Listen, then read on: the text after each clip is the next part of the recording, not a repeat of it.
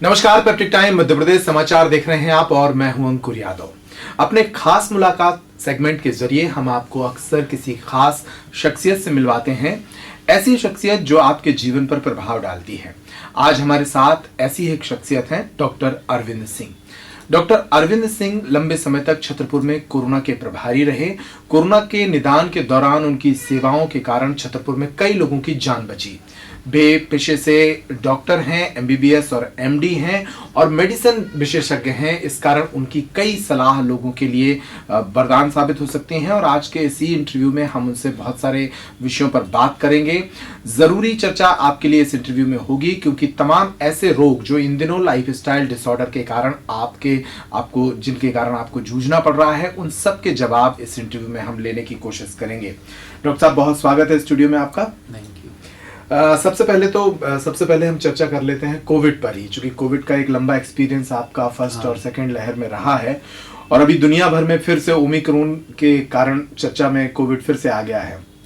कितना खतरनाक, जो शुरुआती खबरें हम सब पढ़ रहे हैं उसके हिसाब से जो सुनने में आ रहा है कि काफी संक्रामक है। कितनी सतर्कता की जरूरत है आम लोगों को इस वायरस से और क्या एहतियात हमें तुरंत ही बरतनी चाहिए? जैसे कि वायरस अपने आप को बदलता रहता है। कोविड-19 वायरस को हम 2-3 साल से लगातार देख रहे हैं कि कितना संक्रामक है। जी। पहली लहर भी हमने देखी, दूसरी लहर भी हमने देखी। पहली लहर के बाद लोग ने सोचा कि हर्ड इम्यूनिटी बन गई है लोगों में। हाँ। अब शायद सेकंड लहर नहीं आएगी। हाँ। या इंडिया वालों ने सोचा कि हमारी इम्यूनिटी तो बहुत अच्छी रहती है। हाँ। फॉरेन वालों में इतना इन्फेक्शन होगा लेकिन इंडिया में ऐसा नहीं होगा। जी। लेकिन जब दूसरी लहर आई तो लगभग सभी के अनुमान गलत साबित हुए। हाँ। इसी प्रकार अभी ओमिक्रॉन की भी, जैसे फॉरेन में इसका बताया जा रहा है कि इन्फेक्टिविटी बहुत ज़्यादा है। जी। कई कंट्रीज में तो लॉकडाउन की स्थिति बन चुकी है। तो जो भी माइग्रेंट हैं उनसे भी अपने भारत में भी ओमिक्रॉन के वायरस पहुंच चुका है। जी। इसलिए हमको सतर्कता बहुत ज़्यादा बरतनी है, क्योंकि दूसरी लहर में जो हम लोगों ने तबाही देखी है, जो कि जैसे कोविड की जब भी लहर आती है तो सब कुछ बंद हो जाता है, सबका बिजनेस बंद हो जाता है, हर कोई विकास के कार्य बंद हो जाते हैं। और जब दूसरी लहर का दर्द लोगों ने देखा है, कोई ऐसी फैमिली नहीं है जिसने किसी न किसी को खोया ना हो, इन्फेक्ट ना हुआ हो उसका परिचित।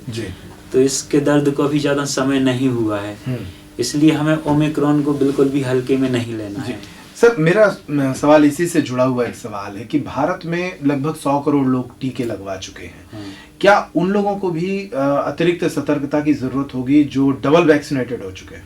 हाँ, उन लोगों को भी सतर्कता की जरूरत है।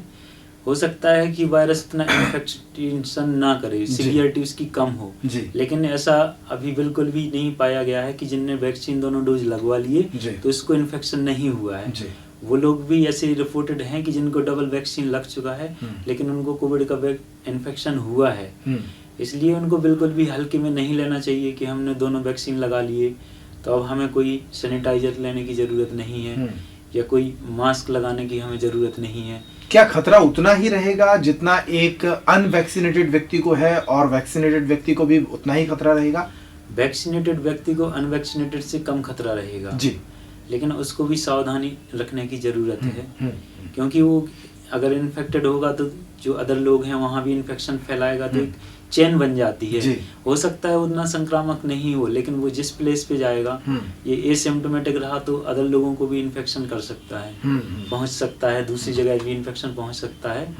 तो सबसे ज़रूरी है कि इससे इन्फेक्शन से बचें। अपना जो भी हम कोई पहले से जो हमने अपनाया है, मास्क लगाना, लोगों से दूरी बनाना, सैनिटाइजर का यूज करना, इनको अपने जीवन का, जब तक कोविड का आखिरी केसेस वर्ल्ड पे है तब तक इसको हैबिट कुछ बदलने की जरूरत नहीं है। इसको छोड़ना नहीं है। तो इसको रूटीन में अपन को हल्के में नहीं लेना है। एक सवाल और, चूंकि आप सरकारी व्यवस्था से जुड़े डॉक्टर हैं, पहली और दूसरी लहर में जो तबाही हुई है, क्या हमारे सरकारी व्यवस्था में, तंत्र में अब इतनी मजबूती आ गई है? क्या ये तंत्र अब सुरक्षित है उस तरह की तबाही को रोकने के लिए? हाँ, इसमें तैयारियां गवर्नमेंट ने अपनी साइड से बहुत करी हैं जी।